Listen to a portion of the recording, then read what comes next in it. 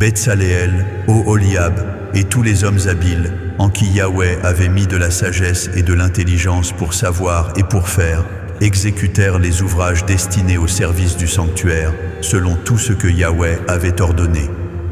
Moïse appela Betsaléel, Oholiab et tous les hommes habiles dans l'esprit desquels Yahweh avait mis de l'intelligence, tous ceux dont le cœur était disposé à s'appliquer à l'œuvre pour l'exécuter. Ils prirent devant Moïse toutes les offrandes qu'avaient apportées les enfants d'Israël pour faire les ouvrages destinés au service du sanctuaire.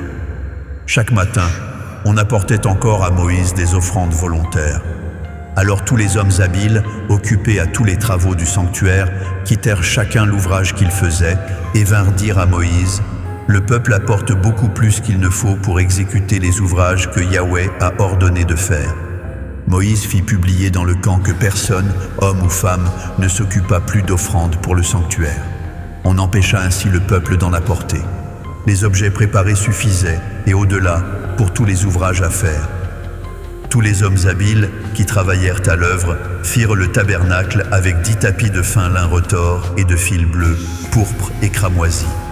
On y représenta des chérubins artistement travaillés. La longueur d'un tapis était de 28 coudées et la largeur d'un tapis était de 4 coudées. La mesure était la même pour tous les tapis. 5 de ces tapis furent joints ensemble. Les 5 autres furent aussi joints ensemble. On fit des lacets bleus au bord du tapis terminant le premier assemblage. On fit de même au bord du tapis terminant le second assemblage. On mit 50 lacets au premier tapis et l'on mit 50 lacets au bord du tapis terminant le second assemblage. Ces lacets se correspondaient les uns aux autres. On fit 50 agrafes d'or et l'on joignit les tapis l'un à l'autre avec les agrafes. Et le tabernacle forma un tout. On fit des tapis de poils de chèvre pour servir de tente sur le tabernacle. On fit 11 de ces tapis. La longueur d'un tapis était de 30 coudées et la largeur d'un tapis était de 4 coudées. La mesure était la même pour les 11 tapis. On joignit séparément 5 de ces tapis et les 6 autres séparément.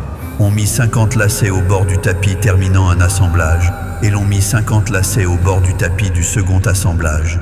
On fit 50 agrafes d'airain pour assembler la tente afin qu'elle formât un tout. On fit pour la tente une couverture de peau de bélier teinte en rouge et une couverture de peau de dauphin qui devait être mise par-dessus. On fit les planches pour le tabernacle. Elles étaient de bois d'acacia placées debout. La longueur d'une planche était de 10 coudées et la largeur d'une planche était d'une coudée et demie. Il y avait pour chaque planche 2 tenons, joints l'un à l'autre. L'on fit de même pour toutes les planches du tabernacle.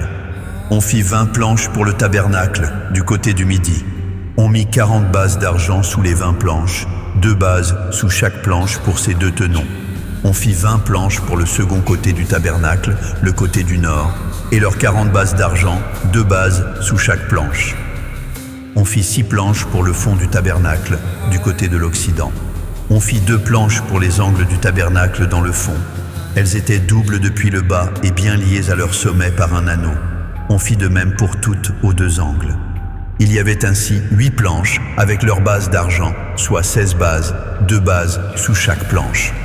On fit 5 barres de bois d'acacia pour les planches de l'un des côtés du tabernacle, 5 barres pour les planches du second côté du tabernacle et 5 barres pour les planches du côté du tabernacle formant le fond vers l'Occident. On fit la barre du milieu pour traverser les planches d'une extrémité à l'autre. On couvrit d'or les planches et l'on fit d'or leurs anneaux pour recevoir les barres et l'on couvrit d'or les barres. On fit le voile de fil bleu, pourpre et cramoisi et de fin lin retors. On le fit artistement travailler et l'on y représenta des chérubins. On fit pour lui 4 colonnes d'acacia et on les couvrit d'or. Elles avaient des crochets d'or et l'on fondit pour elles 4 bases d'argent. On fit pour l'entrée de la tente un rideau de fil bleu, pourpre et cramoisi et de fin lin retors. C'était un ouvrage de broderie. On fit ces 5 colonnes et leurs crochets et l'on couvrit d'or leurs chapiteaux et leurs tringles. Leurs 5 bases étaient d'airain.